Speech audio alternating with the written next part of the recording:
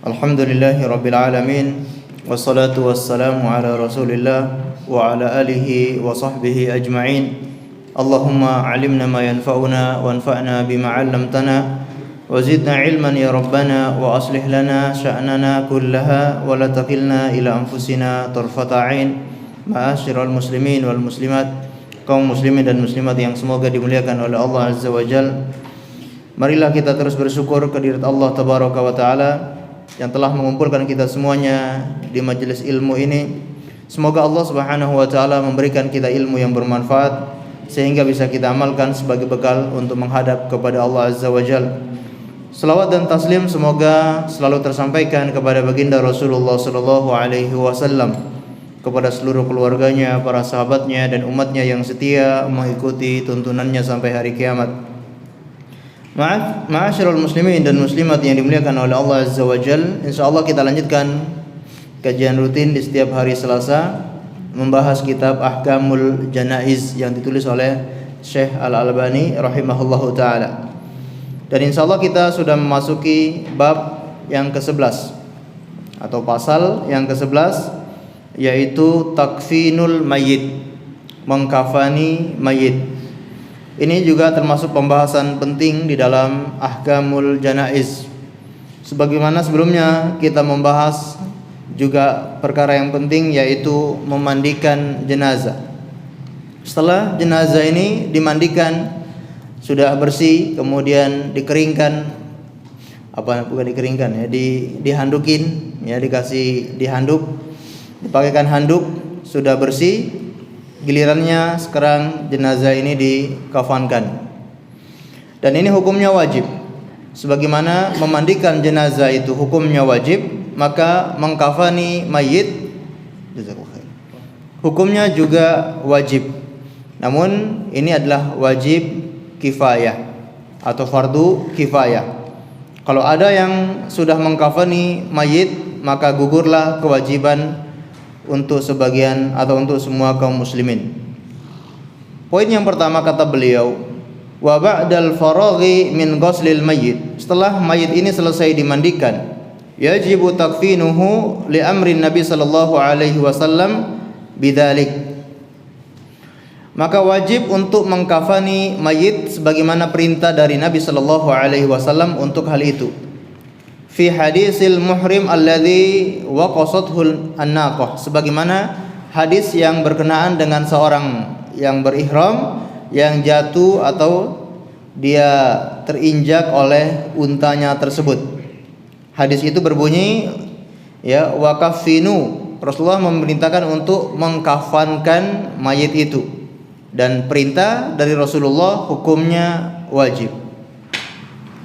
Kemudian poin yang berikutnya kata beliau, wal kafnu aw thamanuhu min malil mayyit, kafan atau kain kafan biayanya itu adalah diambil dari harta si mayit. Ini hukum asal. Mengkafani mayit, biaya kain kafan atau biaya untuk membeli kain kafan ini diambil dari harta si mayit. Ini secara hukum asal, sebagaimana yang dibagikan oleh para ulama, yaitu taqsimut tarikah. Sebelum tarikah peninggalan si mayit itu dibagikan, ada hal-hal yang harus didahulukan dari harta si mayit. Di antaranya yang pertama adalah pengurusan jenazah. Si mayit meninggal, lalu dia meninggalkan harta, maka harta ini dipakai untuk apa? Yang pertama untuk pengurusan jenazah.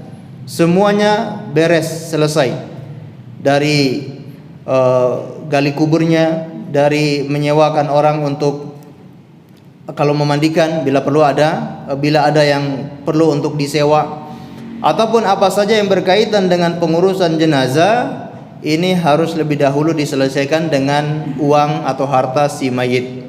Di antara pengurusan jenazah adalah mengkafankan atau membelikan kain kafan untuk si mayit. Baru kemudian uang itu atau harta si mayit digunakan untuk membayar hutang. Kemudian digunakan untuk menyelesaikan wasiat dari si mayit. Jadi harta si mayit yang pertama digunakan untuk pengurusan jenazah, yang kedua digunakan untuk membayar hutang, yang ketiga untuk menjalankan wasiat si mayit, baru yang keempat adalah dibagi-bagikan kepada ahli waris. Ini terakhir, keempat. Kalau seandainya uangnya dipakai untuk pengurusan jenazah, untuk bayar hutang dan untuk menjalankan wasiat, ternyata kok habis tanpa tersisa sama sekali, berarti warisannya nggak dapat apa-apa. Ya, karena ini yang harus didahulukan. Tidak boleh warisan didahulukan sebelum ini semua. Yang ketiga ini harus lebih dahulu daripada pembagian kepada ahli waris. Baik. Walau lam yukhallif ghairahu li hadisi Khabbab ibni al-Ard. Seandainya dia tidak meninggalkan harta kecuali harta itu saja, harta yang cukup untuk membeli kain kafan. Mayit ini tidak meninggalkan harta kecuali cukup untuk membeli kain kafan. Setelah itu hartanya habis, maka itu didahulukan untuk membelikan kain kafan. Sebagaimana hadis dari Khabbab ibni al-Ard, dia berkata, kharajna ma'a Rasulillah sallallahu hajarna ma'a Rasulillah sallallahu alaihi wasallam fi sabilillah. Kami telah berhijrah bersama Rasulullah sallallahu alaihi wasallam di jalan Allah. Nabtagi wajh Allah, kami mengharapkan wajah Allah. Fa wajaba ajruna 'ala Allah, faminna man madha lam ya'kul min ajrihi syai'. Maka kami mendapatkan balasan dari Allah Subhanahu wa taala, dan ada sebagian dari kami yang belum sempat mendapatkan balasan tersebut, sudah lebih dahulu meninggal dunia. Balasan ini maksudnya balasan di dunia. Ketika berhijrah, mereka berhijrah niatnya betul-betul untuk Allah, tapi setelah berhijrah itu mereka mendapatkan keuntungan dunia. Mereka berperang, dapat harta ghanimah, kemudian harta ghanimah itu dibagi-bagikan kepada mereka.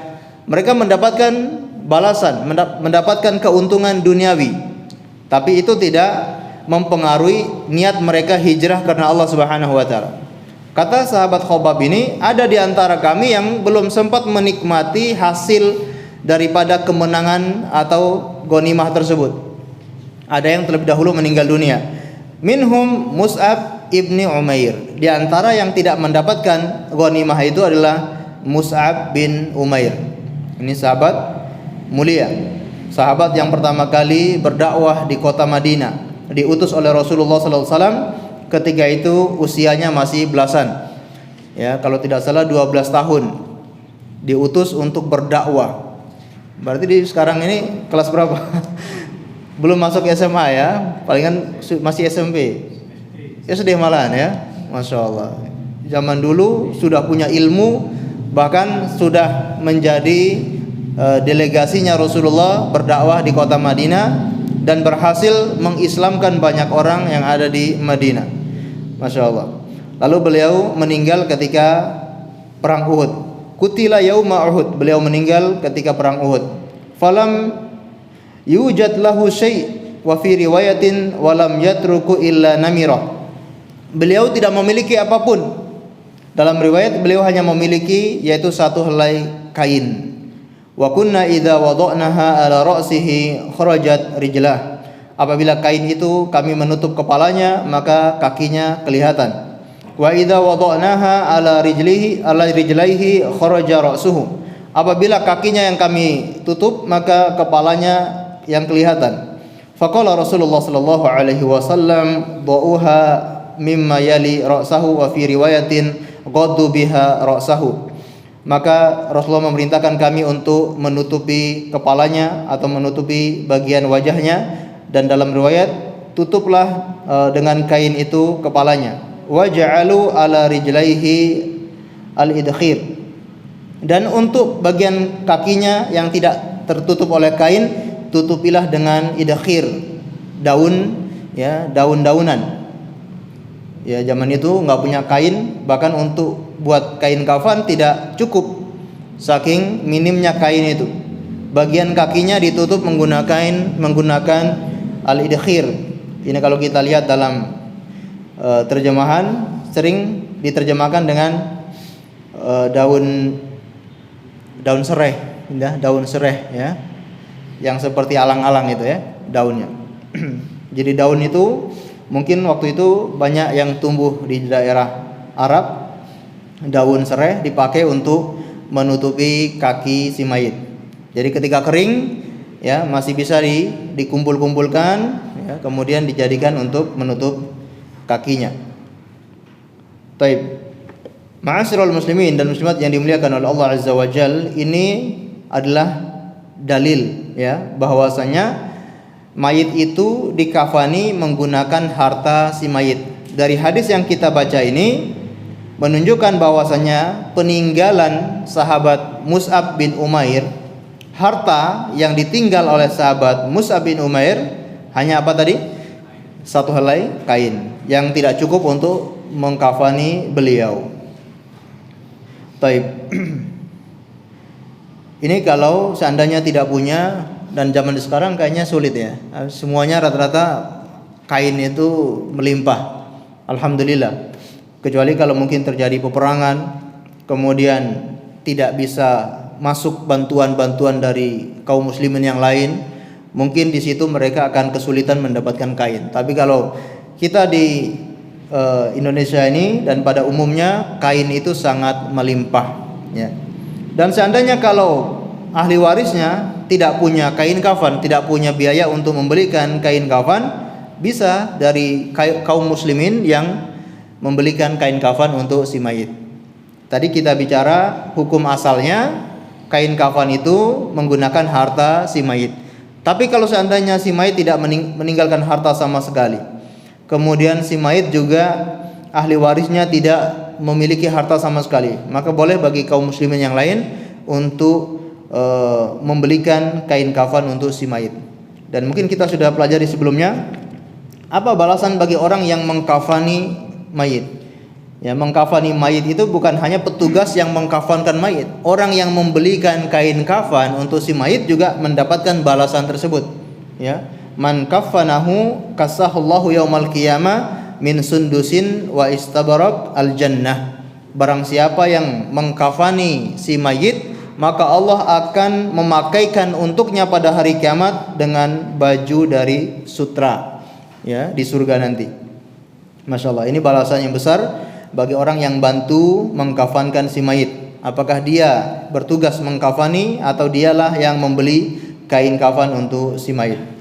Atau mungkin sekarang sebagian masjid atau yayasan itu sudah punya program ya untuk menyediakan kain kafan untuk si mayit, atau tim ahli untuk mengurusi mayit tersebut. Alhamdulillah.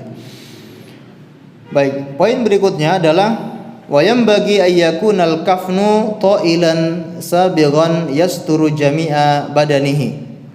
Seharusnya atau sebaiknya kain kafan itu panjang, sabighan lebar, yasturu jami'a badani, yang bisa menutupi seluruh badan si mayit. Ini syarat kain kafan itu seperti apa? Yaitu yang panjang, yang lebar, bisa menutupi seluruh tubuh si mayit. Li hadis Jabir ibn Abdullah radhiyallahu anhu, sebagaimana hadis Jabir bin Abdullah radhiyallahu anhu, anna Nabiy sallallahu alaihi wasallam khataba yawman fadzakara rajulan min ashabihi qubida wa kufina fi kafanin ghaira ta'ilin. Nabi sallallahu alaihi wasallam pernah berkhutbah pada suatu hari, kemudian beliau menyebutkan tentang seseorang dari sahabatnya yang meninggal dunia dan beliau tidak bisa memiliki kain kafan, tidak bisa dikafani dengan kafan yang sempurna. Kain kafannya itu kurang panjang. Ya, wa kubira lailan. Kemudian jenazah ini dikuburkan pada malam hari. Fajajaran Nabi sallallahu alaihi wasallam ayyakbur rajulu bil lail. Maka Rasulullah melarang untuk menguburi mayit itu pada malam hari, hatta yusalla alaihi, supaya mereka bisa mensolatinya. Illa ayaturra insanun ila dzalik, kecuali kalau ada darurat untuk itu, maka tidak masalah dia dikuburkan pada malam hari. Wa qala Nabi sallallahu alaihi wasallam, dalam sabdanya beliau mengatakan, idza kaffana ahadukum akhahu falyuhassin kafanah in istata'a. Apabila salah seorang di antara kalian ingin mengkafani saudaranya yang meninggal, maka perbaguslah kafannya. Ya, dalam riwayat ini statoa, kalau dia mampu atau semampunya dia memperbagus di dalam mengkafaninya. Toib, ini ada beberapa permasalahan ya. Mengkuburkan mayat pada malam hari, mungkin itu nanti pembahasan di masalah mengkuburkan jenazah ya. Tapi perlu kita singgung sedikit ya, dalam hadis ini Rasulullah melarang menguburkan mayit pada malam hari. Nah, ini terjadi ikhtilaf para ulama, apakah boleh dikuburkan pada malam hari atau tidak boleh. Sebagian menganggap hadis ini adalah hadis yang dhaif, hadis yang tidak kuat, sehingga mereka membolehkan untuk menguburkan jenazah itu baik di siang hari maupun di malam hari. Dan alasan kenapa Rasulullah melarang mengubur di malam hari, alasannya karena pada malam hari itu mengurangi hak si mayit. Apa haknya? Si mayit ini haknya mendapatkan sholat dari orang yang banyak. Kalau siang hari tentunya yang ikut menyolatkan, yang ikut takziah itu lebih banyak dan lebih mudah, apalagi di zaman dulu tidak ada penerangan dan yang lainnya. Nah, kalau di siang hari si mayit ini banyak yang datang takziah, banyak yang menyolatinya, maka dia mendapatkan hak yang lebih banyak dibandingkan disolatkan atau dikuburkan di malam hari. Namun Syekh Al-Albani rahimahullahu taala, beliau diantaranya yang melarang menguburkan di malam hari ya. Allahu a'lam bishawab. Kemudian di sini adalah kata Rasulullah, apabila seseorang ingin mengkafani saudaranya yang meninggal, perbaguslah mengkafaninya. Nah, apa maksudnya memperbagus kafan ini? Apakah harus kain yang mahal? Apakah mengkafani dengan berlebihan, atau apa maksudnya? Di sini beliau akan menjelaskan. Qala al-ulama wal muradu bi ihsanil kafani, yang dimaksud dengan, berkata para ulama, yang dimaksud dengan memperbagus kafan yaitu apa? Nadhafatuhu wa kathafatuhu wa sitruhu wa tawassutuhu. Yaitu apa? Yaitu kafan yang bersih, kemudian kafan yang tebal, kemudian yang menutupi seluruh tubuh, dan kafan yang pertengahan. Ini maksud perbagus kafan, yaitu kafan yang bersih. Kalau kita bisa mengkafani dengan kain kafan yang baru, maka kita mengkafani dengan kain kafan yang baru. Nggak usah pakai kain kafan yang second gitu. Kain kafan bekas mungkin. Ada kain kafan bekas gitu. Ya, tentu yang bekas ini pasti mungkin ada kotorannya ya. Atau kain kafan yang sudah lusuh ya, sudah terlalu lama ditaruh, bahkan taruhnya itu tidak di tempat yang bagus sampai ada noda dan yang lainnya, maka usahakan menggunakan kain kafan yang bersih ya, atau yang baru. Kemudian yang tebal, tidak terlalu tipis, kemudian yang lebar, yang panjang lebar menutupi tubuh si mayit. Kemudian pertengahan ini tidak terlalu murah, juga tidak terlalu mahal. Ya, mungkin ada kain kafan elit ya. Kain kafan elit. Kan ada kuburan elit. Ya, siapa tahu nanti ada kain kafan elit gitu. Ya, yang harganya MM-an gitu. Kain kafan saja harganya MM-an gitu. Masya Allah. Yang dapat manfaat siapa ya? Mendingan dikeluarkan, dibayarkan, disedekahkan, diinfakkan, atau dibangunkan masjid, insya Allah pahalanya mengalir sampai kepada si mayit, daripada digunakan untuk hal-hal seperti itu. Walaisal muradu bihi as-sarafa fihi wal mughalata wa nafasatah. Jadi memperbagus kain kafan itu maksudnya bukan ya untuk berlebihan atau untuk ajang pamer-pameran, untuk ajang bangga-banggaan, bukan itu maksudnya. Ya, tapi maksudnya adalah yang bersih, yang tebal, yang menutupi, kemudian yang pertengahan. Wa amma ishtaratun Nawawi, adapun Imam An-Nawawi beliau mensyaratkan dalam kitabnya Al-Majmu' Syarhul Muhadzab, kaunuhu min jinsin libasihi fil hayati, ya, la afkhara minhu wa la ahqara fihi. Nadharu indi, ya, fihi nadharun indi. Imam An-Nawawi mensyaratkan kain kafan itu kalau bisa seperti pakaian si mayit ini ketika dia masih hidup. Kalau selama dia hidup pakaian yang dia pakai itu seharga sekian, maka kalau bisa kain kafannya juga seharga sekian dengan pakaian yang dia pakai sehari-hari. Tapi di sini beliau tidak sependapat dengan Imam An-Nawawi. Kata beliau, "Fafihi nadharun indi." Menurut pendapat Imam Nawawi itu bagi saya ada yang perlu dicermati. Ya, artinya beliau tidak sependapat dengan Imam An-Nawawi. Id annahu ma kaunihi mimma la dalilun alai.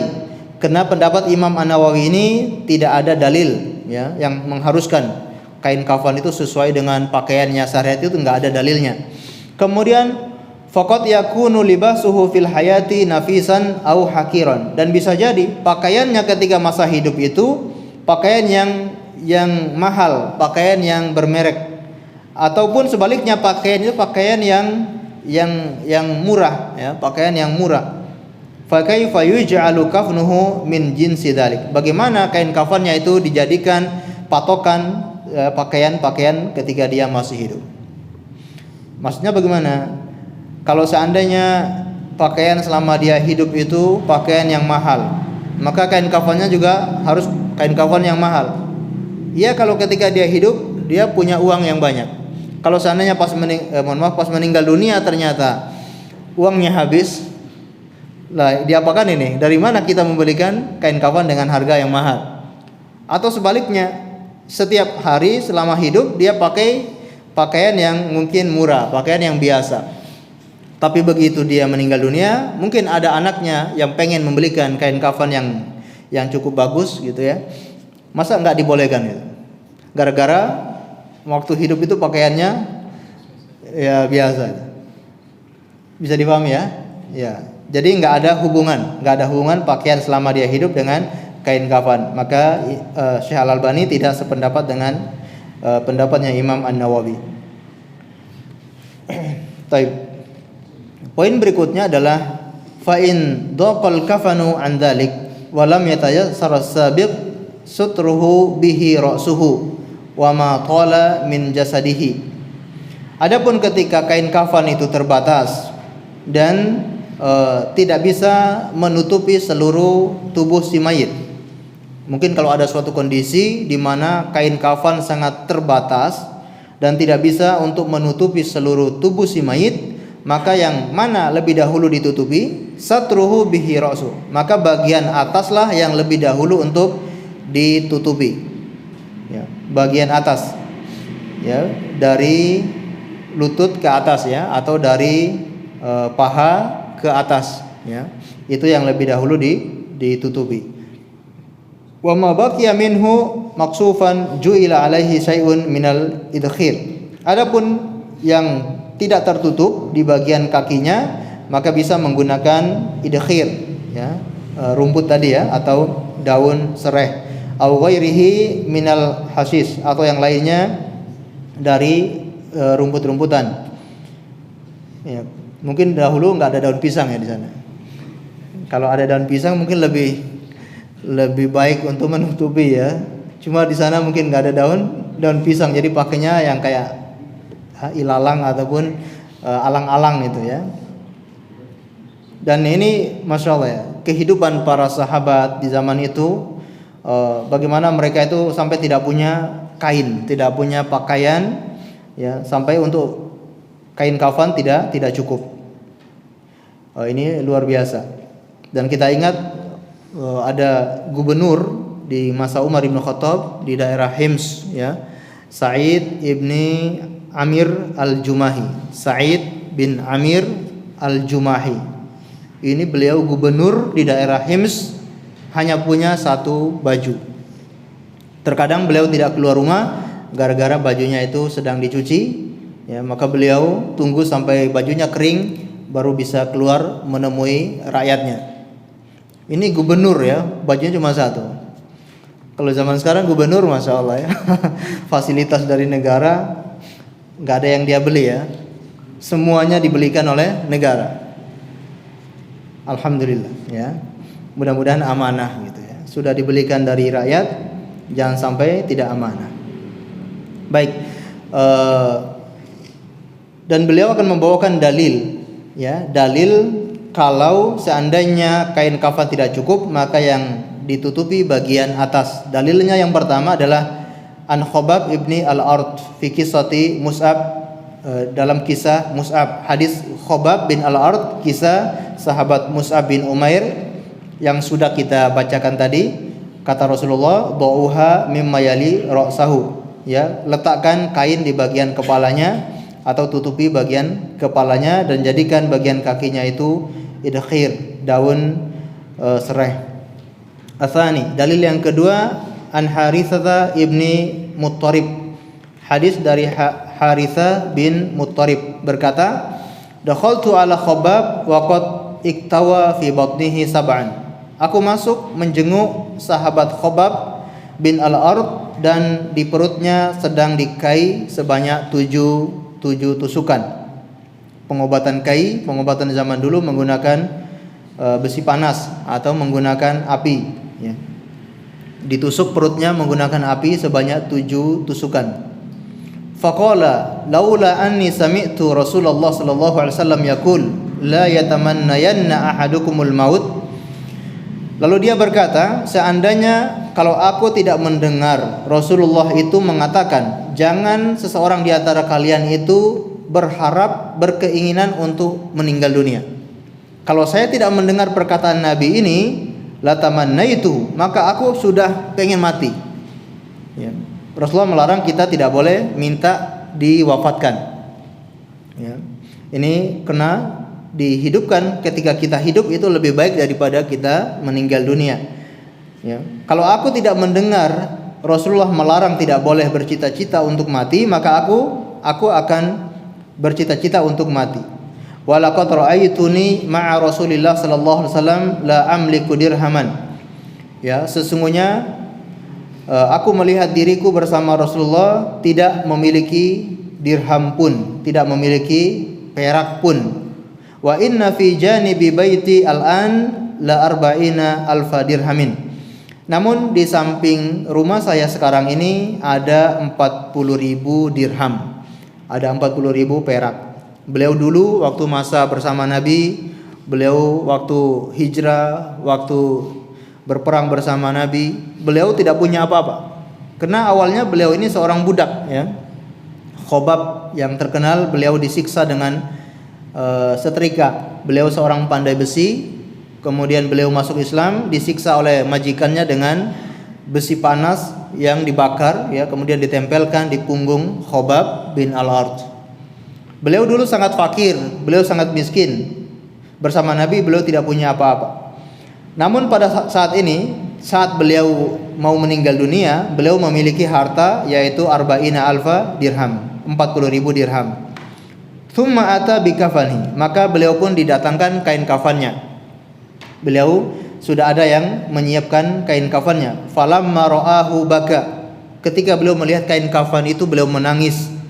Wa qala walakinna Hamzata lam yujad lahu kafanun illa burdatun malha. Beliau menangis lalu mengatakan, adapun Hamzah bin Abdul Muttalib, beliau tidak memiliki kain kafan kecuali kain burda yang bergaris. Kain burda, kain tebal semacam selimut yang bergaris. Itu kain kafannya Hamzah, sahabat mulia pamannya Rasulullah. Idza ju'ilat ala ra'sihi qalasat an qadamai wa idza ju'ilat ala qadamaihi qalasat an ra'sihi wa ju'ila ala qadamaihi al-idkhir. Yang kain burdah ini ketika diletakkan di kepalanya maka kakinya kelihatan. Ketika diletakkan di kakinya maka kepalanya kelihatan. Maka beliau mengatakan dijadikan di kakinya itu adalah daun sereh ya, daun sereh. Ini beliau menangis karena melihat Hamzah, sahabat yang mulia apalagi dengan masuk Islamnya Hamzah, Islam menjadi kuat. Orang yang mulia seperti itu pun ketika meninggal dunia tidak punya apa-apa. Meninggal dunia, kain kafannya tidak ada, bahkan tidak cukup untuk menutupi tubuhnya, sampai menggunakan rumput-rumputan atau daun-daunan. Ini dalil bahwasanya dalil tentang apa tadi? Kalau yang dijadikan lebih utama untuk ditutup itu bagian apa? Kepala, bagian kepala. Baik. Poin berikutnya adalah wa idza qallatil akfanu wa kathratul mauta jaza takfinul jamaah minhum fil kafnil wahid. Apabila kain kafannya terbatas, sedangkan mayit itu banyak, maka dibolehkan satu kain kafan untuk orang banyak. Maka dibolehkan satu kain kafan untuk orang banyak. Wa yuqaddimu aktsaruhum Qur'anan ila qiblah, dan didahulukan yang lebih banyak menghafal Al-Qur'an itu didahulukan di dalam kuburnya, di arah kiblat, maksudnya di liang lahatnya. Li hadis Anas radhiyallahu anhu, sebagaimana hadis Anas radhiyallahu anhu. Baik, sebelum lanjut kita membacakan hadis ini, perlu kita pahami kalimat satu kain kafan dijadikan untuk orang banyak. Itu maksudnya bagaimana?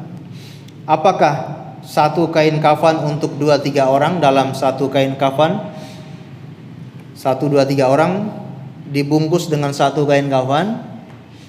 Atau seperti apa maksudnya? Ya, maksudnya adalah satu kain kafan yang seharusnya itu untuk satu orang, karena terbatas dipotong-potong kecil-kecil untuk orang banyak. Jadi paham ya? Jadi tidak boleh dalam satu kain kafan itu banyak orang. Satu kain kafan ya satu orang. Tapi maksud daripada hadis ini adalah kain kafan yang satu itu dipotong-potong untuk banyak orang. Sebagaimana nanti kita bacakan hadis ini, yaitu lamma kana yaum Uhud, ketika terjadi perang Uhud. Marra Rasulullah sallallahu alaihi wasallam bi Hamzah ibn Abdul Muttalib. Rasulullah melewati Hamzah bin Abdul Muttalib.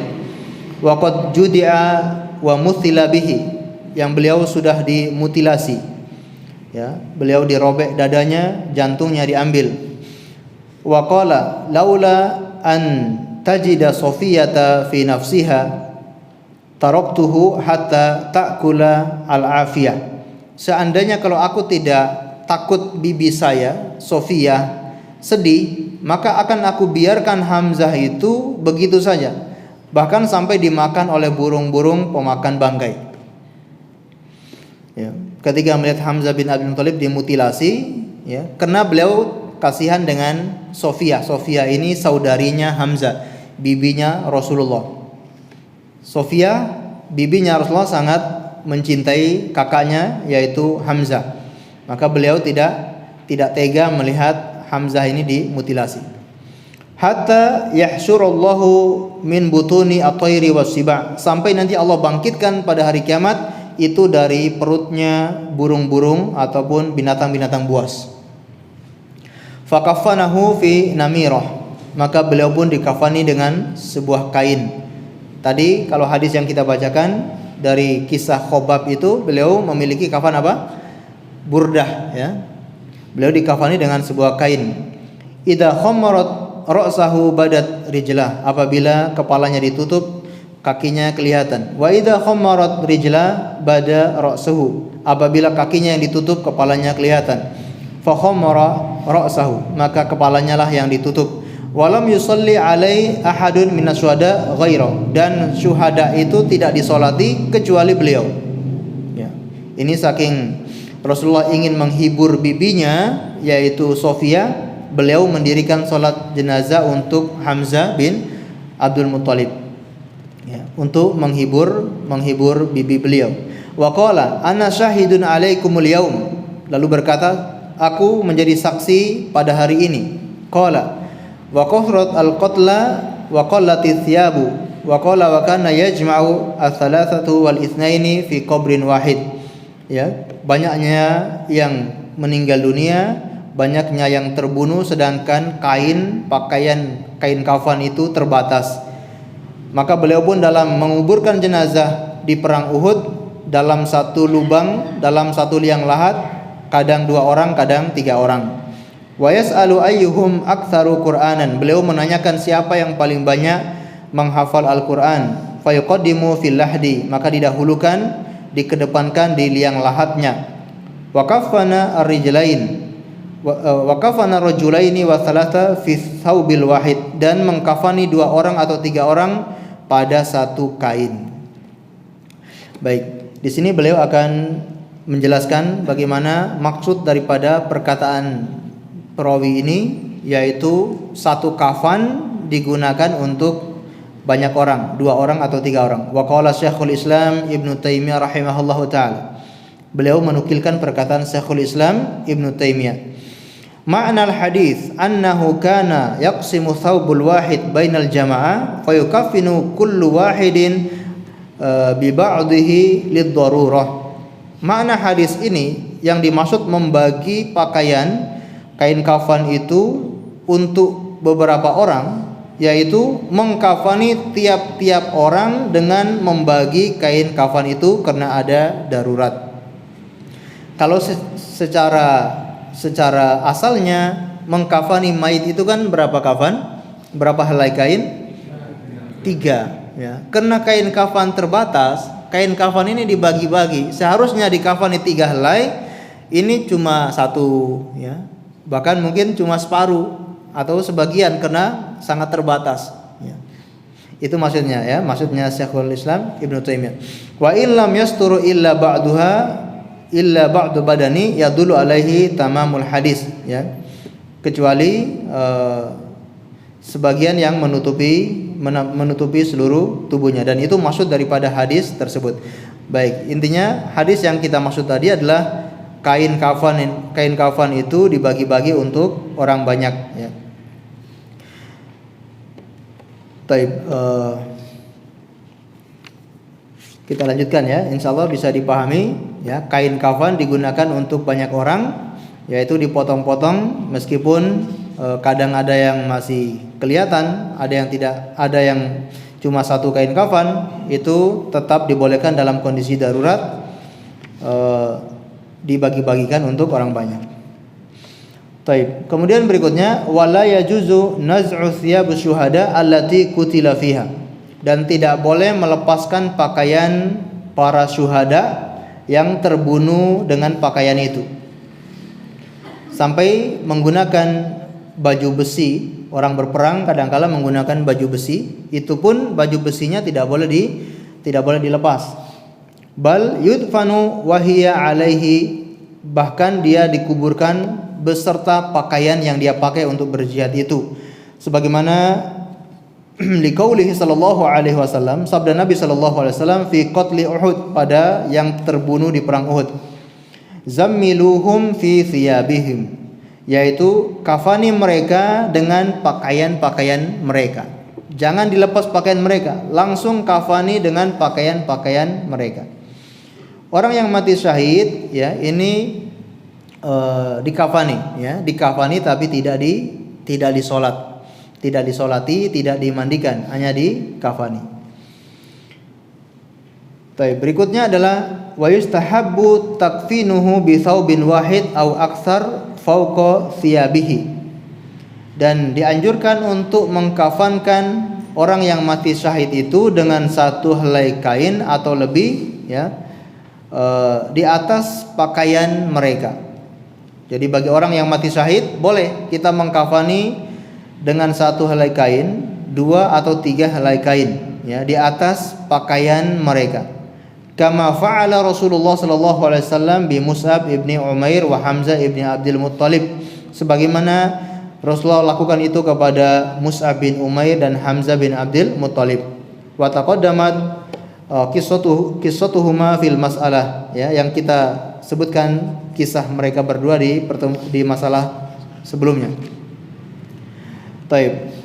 Dan dalam masalah ini ada dalil, ya, dalil kalau bagi orang yang mati syahid itu tidak dilepaskan bajunya, melainkan dikafani dengan baju mereka.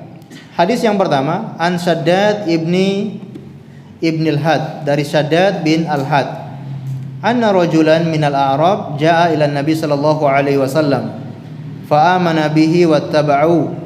Ada seorang Arab Badui datang menemui Rasulullah sallallahu alaihi wasallam, kemudian beriman kepada beliau dan mengikuti Rasulullah.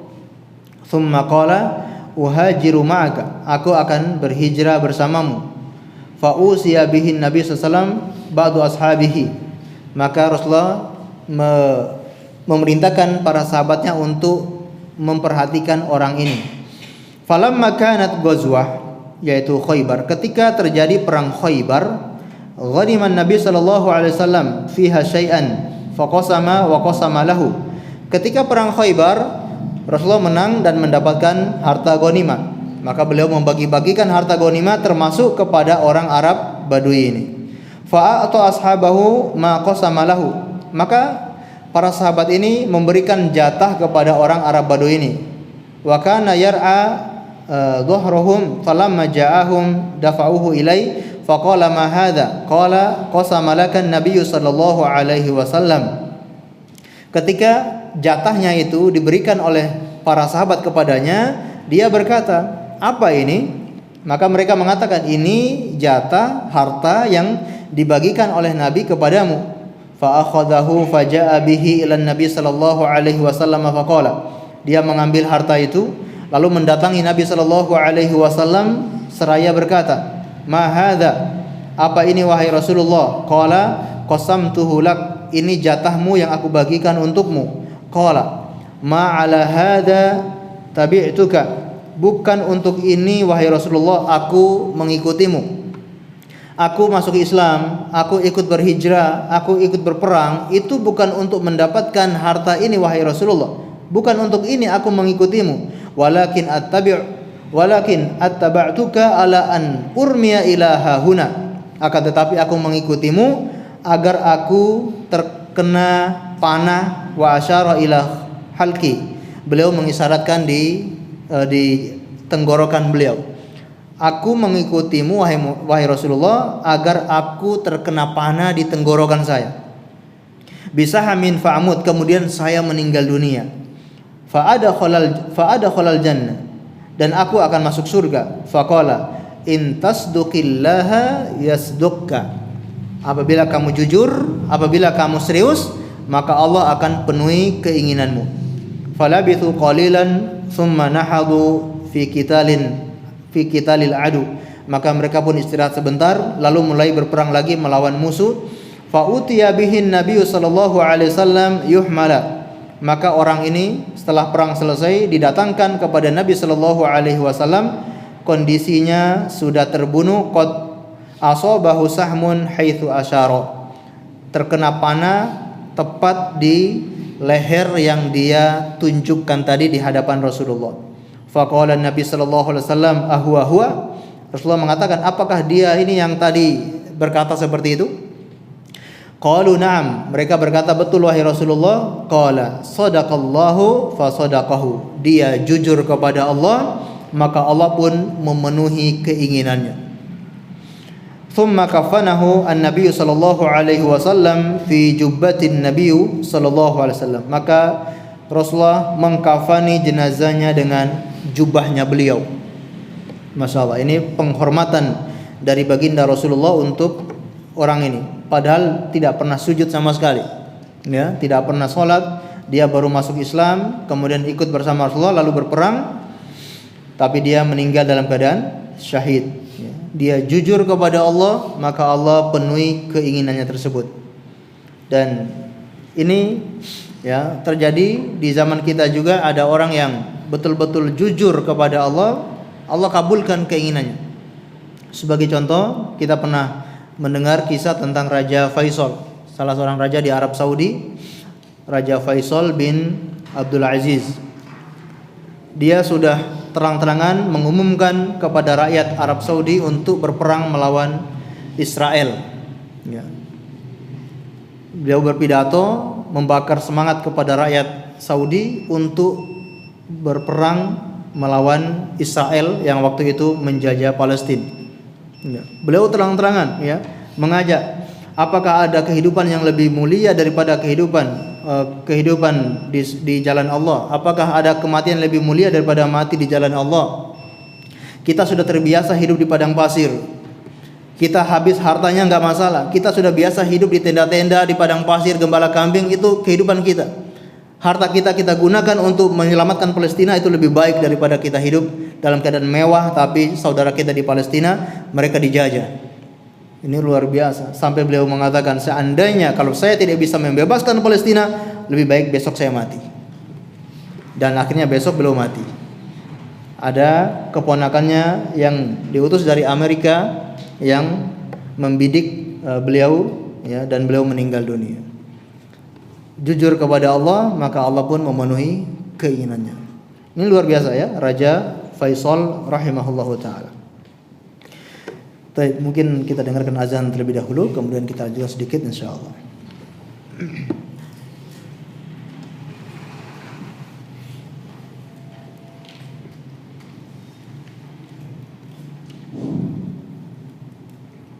Allahu Akbar,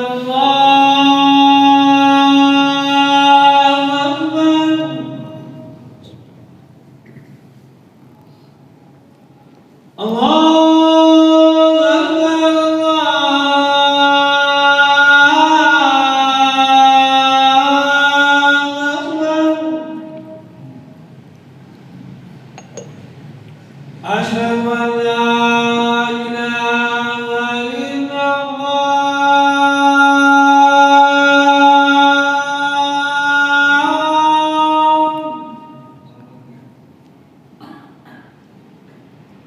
Asyhadu an la ilaha illallah.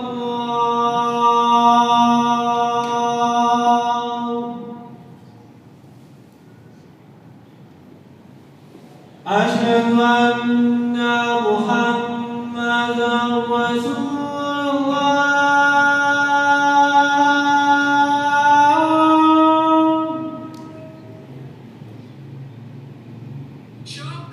Asyhadu anna Muhammadan Rasulullah.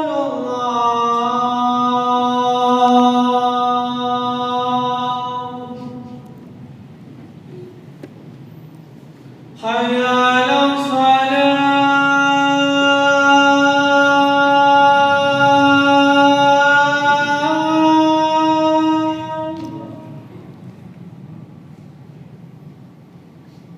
Hayya 'alas salah.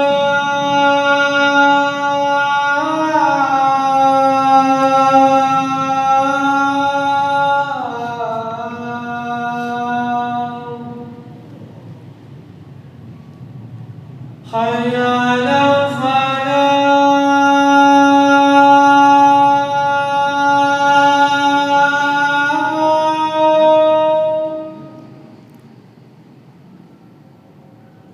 Hayya 'alal falah.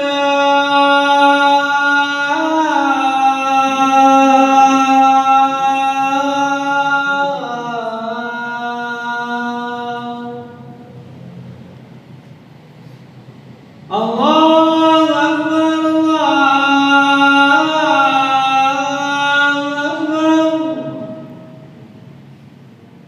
La ilaha illallah.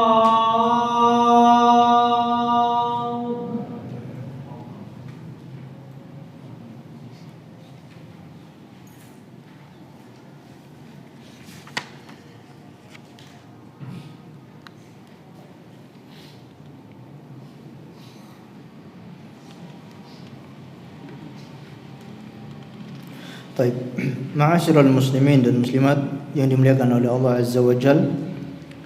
Hadis yang kita bacakan tadi yaitu menjadi dalil kalau bagi orang yang meninggal dunia dalam keadaan perang, syahid di jalan Allah, maka boleh dikafani dengan pakaian yang dia pakai ketika perang.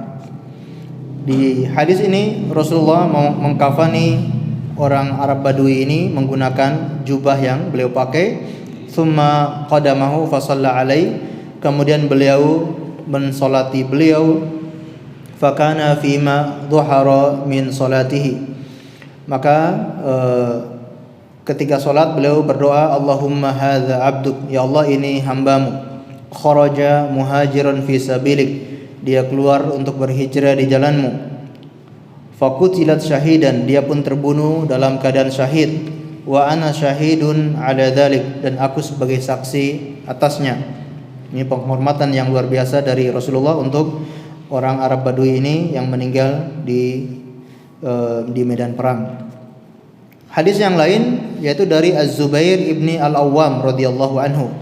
Hadis Zubair ibni Awwam radhiyallahu anhu yang menceritakan tentang Hamzah, pamannya Rasulullah yang meninggal dunia di perang Uhud. Lalu saudarinya, bibinya Rasulullah, Sofiyah, beliau masuk dalam barisan perang ya, untuk membawa dua kain untuk menutupi, untuk kain kafannya Hamzah bin Abdul Muttalib. Namun ternyata ketika mereka ingin mengkafani Hamzah dengan dua kain, ternyata di samping Hamzah, di samping sahabat Hamzah radhiyallahu anhu, ada juga yang mati syahid dari kalangan Ansor. Lalu mereka mengatakan, ya, bagaimana mungkin dua kain ini kita pakai untuk Hamzah bin Abdul Muttalib, sedangkan sahabat dari Ansor tidak kita pakaikan kain kafan. Akhirnya dibagi dua, ya. Kainnya dibagi dua, lalu digunakan untuk mengkafani dua jenazah tersebut. Ya, ini dalil juga bahwasanya mengkafani mayit dengan pakaian yang mereka pakai. Lalu di sini poin yang berikutnya adalah wal muhrim yukafinu fi thawbihi alladhi mata fihima. Sedangkan seorang yang ihram maka dikafani dengan pakaian ihramnya tersebut, dengan dua helai kain ihram tersebut. Tidak boleh ditambah. Kalau tadi yang mati syahid boleh ditambah, ya, boleh ditambah dengan satu kain, dua kain, atau tiga kain kafan. Nah, sedangkan orang yang berihram maka tidak boleh ditambahi kain kafan. Cukup dua helai kain ihram yang dia pakai. Liqauli sallallahu alaihi wasallam fil muhrim alladhi waqasathu an-naqah. Sebagaimana perintah Rasulullah kepada seorang sahabat yang sedang ihram yang terjatuh dari untanya itu. Wa kafinuhu fi thawbihi alladaini ahrama fihima. Maka kafani orang ini dengan dua kain ihram itu yang dia pakai. Ya. Ini bagi orang yang berihram, dan bagi orang yang berihram itu tidak boleh ditutup bagian kepalanya, ya. Makanya nanti kalau Bapak Ibu bisa melihat di tayangan ada sholat jenazah di Masjidil Haram khususnya, dan ada yang terbuka kepalanya, nggak usah kaget. Kok ini gimana ini Arab Saudi kok nggak paham masalah mengkafani mayit? Kok kepalanya terbuka? Yang nggak paham siapa? Kitanya atau mereka? Gitu. Masya Allah ya, mereka betul-betul menjalankan sunnah Rasulullah. Yang ihram kepalanya terbuka, dan kalau kita sering melihat tayangan sholat jenazah di sana, dan ada yang meninggal ketika ihram kepalanya tidak ditutup, dan itu banyak nanti jenengan akan melihat. Ya, kita bukan mendoakan ya, ini musim haji, tapi kebanyakan musim haji inilah banyak yang jatuh korban. Tapi ini kemuliaan ya, Masya Allah, meninggal dunia ketika sedang berhaji, Masya Allah. Ini kita pun kadang iri melihat itu. Mereka dalam keadaan haji meninggal dunia. Mudah-mudahan itu sebagai tanda mati apa? Husnul khotimah, mati syahid. Allahu a'lam bishawab. Kemudian berikutnya adalah, atau kita cukup sampai di sini aja ya, karena ini nanti ada pembahasan apa saja yang dianjurkan dalam masalah mengkafani mayit, ya. Dalam mengkafani mayit itu ada hal-hal yang dianjurkan atau disunahkan. Akan kita bahas di pertemuan selanjutnya insyaallah taala. Allahu a'lam bishawab. Mungkin sebelum kita akhiri, kalau ada yang ditanyakan kami persilakan.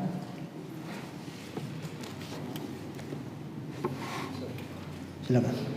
Waalaikumsalam warahmatullahi wabarakatuh. Bagaimana kalau ada seseorang itu pesan, jika saya meninggal kafanin dengan baju ihram, apakah boleh? Baik. Sebelumnya sudah kita singgung ya, apakah boleh seseorang berpesan, nanti kalau saya meninggal dunia, maka kafani saya dengan pakaian yang mungkin bersejarah bagi dia. Kain ihram yang mungkin pernah pakai dia berhaji, kain ihram yang mungkin dia pernah pakai untuk umroh, dan pada saat umroh itu dia bersejarah dengan pakaian itu. Maka ini sebagian ulama membolehkan, sebagaimana praktek sebagian sahabat yang memberikan wasiat untuk mengkafani mereka dengan baju perangnya mereka. Seandainya saya meninggal dunia, kafankan saya, ikutkan di dalam kafan itu baju yang pernah saya pakai perang Badar. Ada sebagian sahabat yang berpesan demikian, ya. Maka ini dibolehkan, ya. Bahkan kita mungkin pernah menyinggung kisah tentang Khalifah Umar bin Abdul Aziz, ya. Khalifah Umar bin Abdul Aziz yang berwasiat, kalau saya meninggal dunia, kuburkan saya juga dengan kotak yang ada di kerajaannya. Maka mereka bertanya kepada para ulama ketika itu, apakah kita menjalankan wasiatnya khalifah ini? Maka sebagian ulama mereka menyarankan, coba kita buka terlebih dahulu apa isi kotak itu. Begitu dibuka, isinya adalah surat-surat fatwa yang beliau jalankan. Beliau sebelum melakukan peraturan, menentukan keputusan, beliau minta fatwa kepada para ulama. Dan surat-surat fatwa itu beliau simpan dalam kotak itu sebagai hujjah di hadapan Allah. Ya Allah, saya memutuskan perkara, mengambil peraturan, membuat peraturan itu berdasarkan fatwa para ulama. Maka ini beliau minta untuk dikuburkan surat-surat itu, ya. Akhirnya para ulama ini memfatwakan untuk silakan dikuburkan beserta kotak yang berisi surat tersebut. Jadi ini ya boleh ya untuk dijadikan sebagai hujjah di hadapan Allah Subhanahu wa taala. Allahu a'lam bishawab.